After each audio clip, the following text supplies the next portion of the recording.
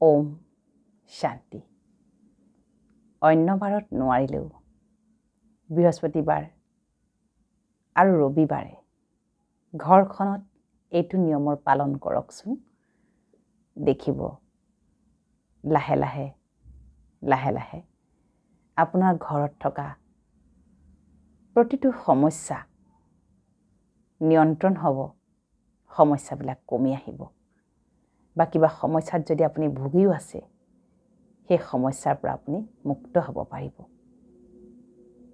গতিকে অন্য বাৰত আপুনি নোৱাৰিলেও যিসকলে ঘৰত থাকে গৃহিণী, তেওঁলোকে যদি পাৰেতো সপ্তাহত 5 বাৰেই কৰিব।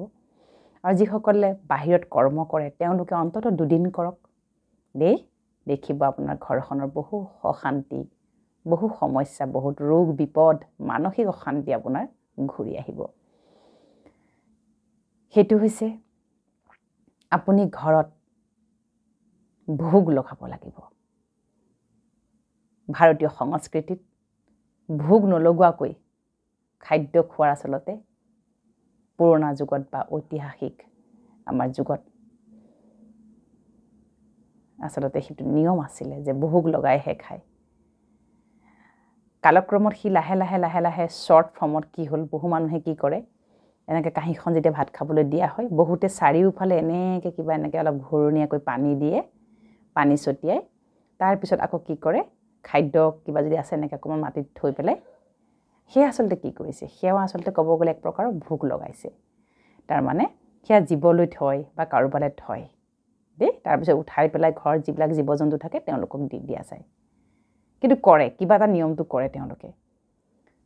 কিন্তু সকলোতকৈ ভয়াৱহ হৈছে আজি আমি হাজাৰৰ আগত তাৰমানে খাবলৈ আৰম্ভ কৰি দিছোঁ, যিটো সকলোতকৈ বেছি ভয়াৱহ হৈছে।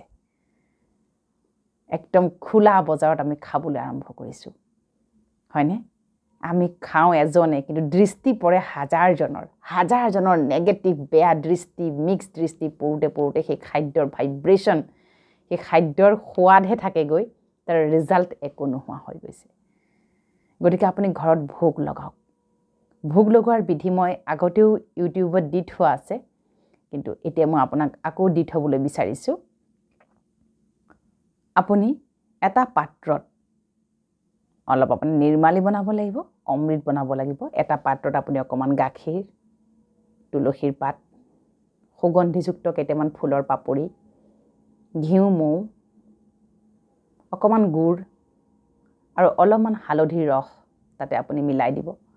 এটা পাত্ৰত থ'ব আৰু আনটো পাত্ৰত আপুনি নিজে বনোৱা, নিজে হাতেৰে বনোৱা ভোগহে আচলতে আমি ঈশ্বৰ পৰমাত্মাক অৰ্পণ কৰিব লাগে, ঈশ্বৰ আল্লাহ গড ভগৱানক। কিয়নো নিজে যেতিয়া আমি হেঁপাহৰে বনাম, তাৰ প্ৰতি আমাৰ আৱেগ থাকে নহয় জানো? এনেই ফল ফলাহাৰ কাটি আপুনি লগাব পাৰে, কিন্তু নিজে বনাই লগোৱাটোৰ সমান আচলতে কি নাথাকে, এটা ইম'শ্যন আমাৰ তাতে জড়িত হৈ থাকে।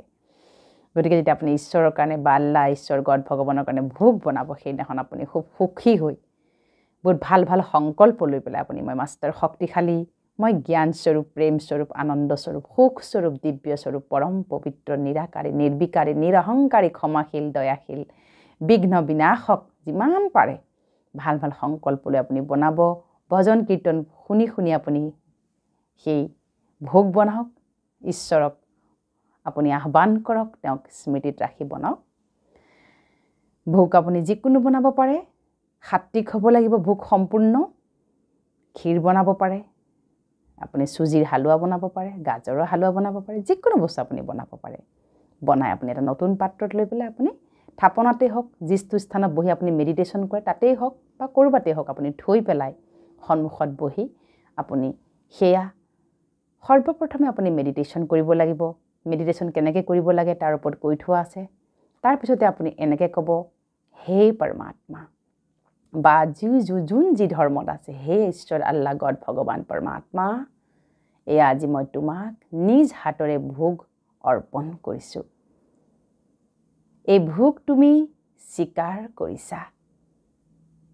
কল্পনা কৰিব, আকাশ মাৰ্গৰ পৰা নিৰাকাৰ পৰম জ্যোতিৰ পৰা বহু পোহৰ যেন আহি সেই খাদ্যত মিলি গৈছে, সেই অমৃতত যেন পৰি গৈছে, সেই খাদ্যত যেন পৰি গৈছে।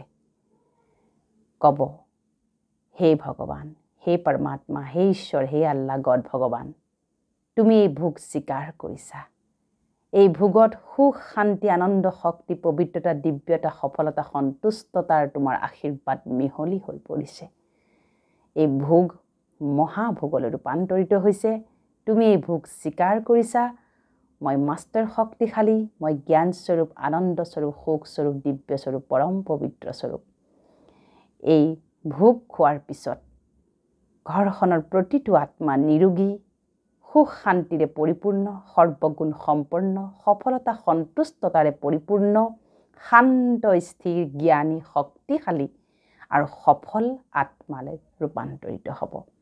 সকলোৱে বিপদমুক্ত, চিন্তামুক্ত, ভয়মুক্ত, সমস্যামুক্ত, ৰোগমুক্ত হৈ পৰিব।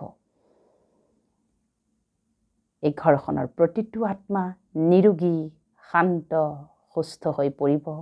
এই ঘৰখনত থকা প্ৰতিটো আত্মাৰ মাজত সম্বন্ধত মধুৰতা, নম্ৰতা, একাগ্ৰতা, একত্ৰতা, নিস্বাৰ্থ প্ৰেম ভাৱনা, সহযোগিতা, সন্মান সদায় অটুট থাকিব। এই ভোগ স্বয়ং ভগৱানে স্বীকাৰ কৰিছে আৰু এই ভোগ মহা অমৃত মহাভোগলৈ ৰূপান্তৰিত হৈছে। তাৰপিছতে আপুনি মহামৃত্যুঞ্জয় মন্ত্ৰ স্মৰণ কৰিব পাৰে যে ওম ত্ৰ্যম্বকম যজামহে সুগন্ধিম পুষ্টিবৰ্ধনম উৰ্বাৰুকমিব বন্ধন্যান মৃত্যুমুখীয়মামৃতাৎ।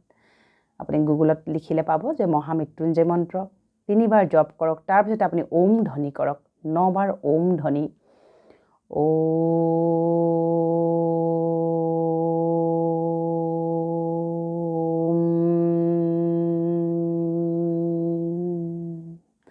ওম ধ্বনি কৰোঁতে আপুনি লক্ষ্য ৰাখিব যাতে পিছত যেতিয়া মটো আমি উচ্চাৰণ কৰোঁ সেই মটোত যেন আপোনাৰ অকণমান কম্পন হয়, প্ৰকম্পন হয়। মটো উচ্চাৰণ কৰাৰ লগে লগে যেন আপোনাৰ ভাইব্ৰেট হয়, আপোনাৰ স্নায়ুবিলাক যেন ভাইব্ৰেট হয়, সেইটোৰ প্ৰতি আপুনি লক্ষ্য ৰাখিব। ওম কৈয়ে মটো প্ৰনাউন্সিয়েশ্যন বা উচ্চাৰণ নকৰাকৈ এৰি নিদিব দেই। এনেদৰে কৰকচোন। আপোনাৰ যি কিবা ডাঙৰ সমস্যা আছে ঘৰৰ ভিতৰত, ছাপ'জ আপোনাৰ ঘৰত কোনোবা ৰোগী আছে, বহু দিনৰ পৰা দুৰাৰোগ্য বেমাৰত ভুগি আছে, ঠিক হোৱা নাই বা তেওঁ আত্মাই মুক্তি লাভ কৰা নাই, আপুনি সেই অমৃতত আপোনাৰ নিজৰ সংকল্প মিলাওক যে সেই আত্মা এই অমৃত পান কৰাৰ পিছত তুমি সম্পূৰ্ণভাৱে শাৰীৰিক মানসিকভাৱে তুমি সম্পূৰ্ণ হৈ উঠিছা। তোমাৰ সকলো ৰোগৰ পৰা তুমি মুক্ত হৈ উঠিছা। তুমি শাৰীৰিক মানসিকভাৱে শক্তিশালী হৈ পৰিছা আৰু এই অমৃত গ্ৰহণ কৰাৰ পিছত তুমি পৰমাত্মিক শক্তিৰে শক্তিশালী হৈ পৰিবা। তুমি মানসিকভাৱে শক্তিশালী, শান্ত, স্থিৰ আৰু পৰম পবিত্ৰলৈ ৰূপান্তৰিত হ'বা। তুমি নিৰোগী আত্মা, নিৰোগী আত্মা, নিৰোগী আত্মা, এনেকৈ আপুনি তেওঁক খুৱাই দিয়ক। তাৰপিছতে যদি দেখিছে ঘৰত হাই কাজিয়া বেছি, 3টাই মানুহ থাকে, 3টা মানুহৰ মাজতে কাজিয়া, পেচাল, যুক্তিতৰ্ক, বাদ বিবাদ হৈ থাকে, তেন্তে মই শান্ত স্বৰূপ আত্মা, শান্তি মোৰ স্বধৰ্ম, শান্তি মোৰ জনমসিদ্ধ অধিকাৰ, শান্তি মোৰ বৈশিষ্ট্য, শান্তি মোৰ ব্যক্তিত্ব, শান্তি মোৰ স্বভাৱ সংস্কাৰ, মই শান্তিৰ সাগৰ ঈশ্বৰ আল্লাহ গড ভগৱান পৰমাত্মাৰ সন্তান। এই অমৃতত শান্তিৰ প্ৰকম্পন পৰিছে। স্বয়ং পৰমাত্মাই ইয়াত শান্তিৰ দৃষ্টি দিছে, আশীৰ্বাদ দিছে। এই অমৃত পান কৰাৰ পিছত মোৰ ঘৰখনৰ প্ৰতিটো আত্মা শান্ত, স্থিৰ আৰু শীতল হৈ পৰিব। কৰি চাওকচোন। তাৰপিছত সেই অমৃত আপোনালোকে পান কৰক। ঘৰখনত এটা নিয়ম বনাওক। আমি আজিকালি ৰিচুৱেলৰ বাহিৰত গুচি গ'লোঁ। ৰিচুৱেল মানে আমি অন্য নুবুজোঁ। ৰিচুৱেল মানে এটাই বুজিছোঁ, ঠিকে থাকে, দিৱালী আহিছে, বাহিৰত কাপোৰ কিনিব লাগে, মিঠাই খাব লাগে, বোম ফুটাব লাগে, ঘৰত একো নকৰোঁ আমি দেই।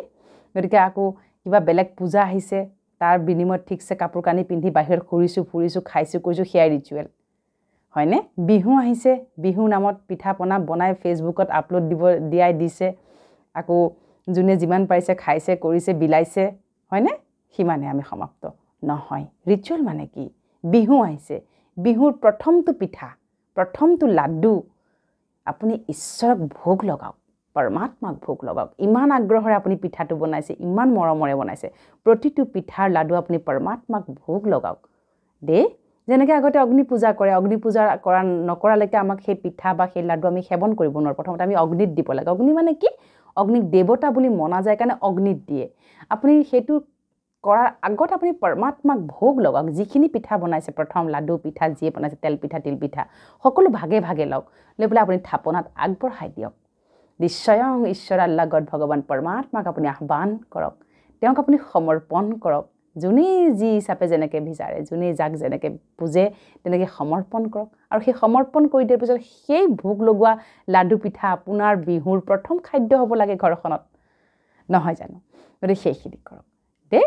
প্ৰতিটো ৰিচুৱেল, প্ৰতিটো আমাৰ যিবিলাক কৃষ্টি সংস্কৃতি, আমাৰ যিবিলাক পূজা পাঠ যিবিলাক আমি ঘৰত কৰোঁ, আমি যেতিয়া পূজা ঘৰত কৰোঁ বা আমি য'তেই নাযাওঁ কিয়, যেতিয়া আমি দৰবাৰত যাওঁ, ক'ৰবাত যাওঁ, কিবিত যাওঁ, আমি তাৰ প্ৰসাদ, আমি তাৰ নিৰ্মালি গ্ৰহণ কৰিবলৈ খুব আমি আকৃষ্ট হৈ যাওঁ। কিহৰ কাৰণে? তাত কি থাকে বাৰু?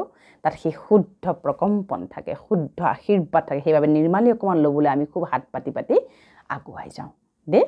গতিকে ঘৰখনতে নিৰ্মালি প্ৰস্তুত কৰক, ঘৰখনতে ভোগ লগাওক। প্ৰতিদিনে যিজন ব্যক্তিয়ে ভোগ লগা খাদ্য খায় সেই ব্যক্তিৰ জীৱনত তিলমানো অশান্তি আহিবই নোৱাৰে। অশান্তি আহিব, পৰিস্থিতি আহিব, বহুত বেয়া কথা আহিব, জীৱনলৈ বিভিন্ন ধৰণৰ ডাঙৰ ডাঙৰ সমস্যা আহিব, কিন্তু তেওঁ শান্তিপূৰ্বকভাৱে সকলো সমস্যাৰ সমাধান কৰা শক্তি তেওঁ অন্তৰত, তেওঁ আত্মাত গোটাই ল'ব পাৰে। গতিকে সদায় ভোগ লগাওক, সদায় ভোগ লগোৱা খাদ্য খাওক।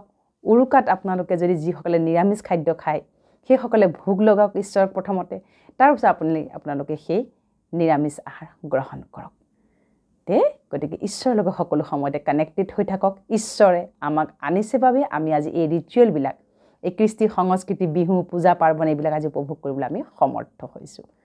আচ্ছা, ওম শান্তি।